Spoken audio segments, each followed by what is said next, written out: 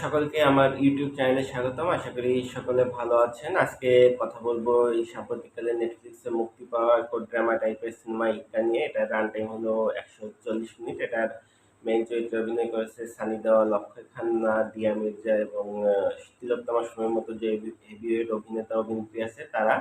আর কাহিনী যদি বলতে হয় তাহলে এই যে মেইন চরিত্র যে 'ইক্কা' সেই নাম ভূমিকায় অভিনয় করেছে সানি দেওয়াল। তার একটা লয়ার ফার্ম থাকে এবং সে আসলে ডিফেন্স উকিল হয় এবং যারা সাধারণত নির্দোষ কিন্তু মামলায় ফেঁসে যায় তাদের হয়ে লড়াই করে।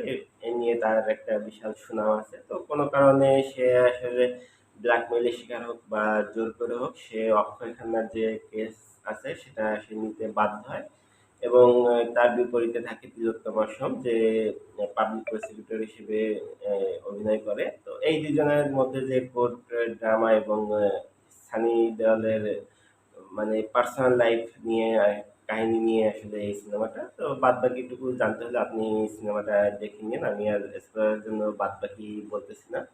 তো কেমন হয়েছে যদি বলতে হয় তাহলে আমি বলব যে আমার কাছে একদমই ভালো লাগেনি। এটা অল অফ দ্য ওয়ার্স্ট বা বাজে কোর্ট ড্রামা টাইপের সিনেমা আমি বলব। কোন দিক দিয়ে বাজে বা ওয়েস্ট বলতেছি সেটা হলো প্রথম হলো যে ওয়েস্ট অফ অপরচুনিটি। দেখেন এত ভালো ভালো অভিনেতা অভিনেত্রী নিয়ে এই সিনেমাটা করতেছে কিন্তু তাদেরকে আসলে ব্যবহার করাই হয়নি ওরকম ভাবে।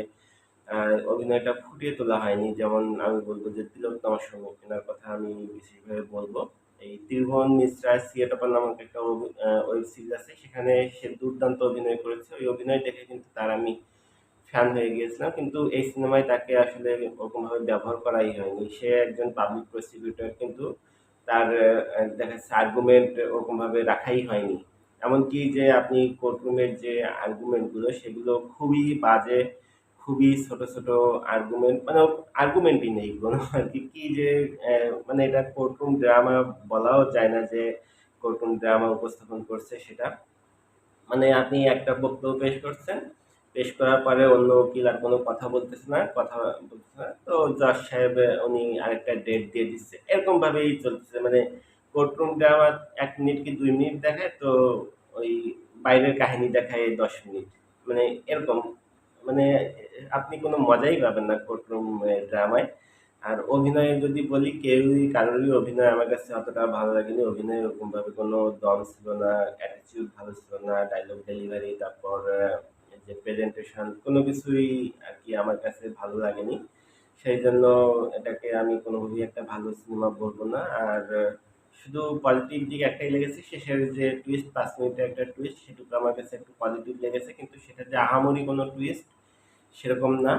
আ আর সবকিছু মিলিয়ে আরকি এই সিনেমাটা আপনারা চাইলে দেখতে পারেন, নাও দেখতে পারেন। এমন না যে এই সিনেমাটা না দেখলে আপনি আ অনেক বড় কিছু মিস করে যাবেন সেটা না। মানে দেখার মতো তেমন কিছুই নেই। এই কাহিনী অলরেডি আপনারা দেখেছেন, জানেন।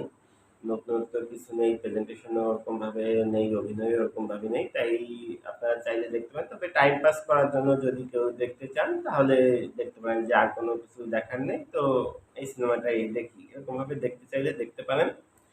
সেটা আপনার ইচ্ছা আরকি। তবে সবকিছু মিলিয়ে আমি এই সিনেমাকে ১০ এর মধ্যে ৫ দিব। আপনারা যদি কেউ দেখে থাকেন, আপনাদের কাছে সিনেমাটা কেমন লেগেছে সেটা অবশ্যই কমেন্টস জানাতে ভুলবেন না। ভালো থাকবেন। কথা হবে অন্য কোনো সিনেমা নিয়ে, অন্য কোনো বিষয় নিয়ে। আর আমার চ্যানেলে নতুন হয়ে থাকলে অনুরোধ করব চ্যানেলটি সাবস্ক্রাইব করবেন।